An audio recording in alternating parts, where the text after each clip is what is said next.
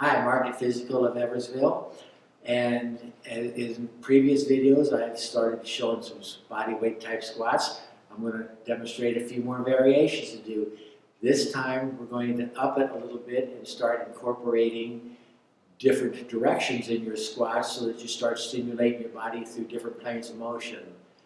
These ideas come largely from Gary Gray. He was the father of functional exercise, and so appreciate his input and getting to learn from him. So what we're going to do on the squats, we're going to, again, use our body weight. I'm going to turn to the side because you're going to take and just take a little bit of a forward step. So I'm going to keep my toes on my back foot lined with the heels of my front foot. And then I'm going to do my body weight squats from there. I may not be able to go down quite as deep as I can, but it's going to start stimulating the body in a different way. I'm going to keep the weight on both feet basically equally. I'm going to do 10, then I'm going to switch feet and do it again. So each foot has a turn and back, and that's going to cover a forward and backward plane.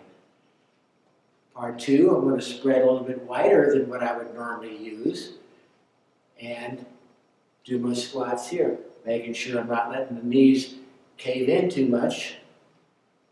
And I'm going to squat from here. The second half of that one, I'm going to put my feet together and squat from here and close. Again, just go to where you're comfortable with. You may not be able to duplicate the same amount of ranges of motion on each variation. Third one is now we're going to work in more of a rotation plane. So I'm going to go back shoulder width. I'm going to turn my feet out slightly, more than what I normally would, and just squat from there. These I wouldn't use weight with, just body weight. And then the other end of that, turning my feet slightly in.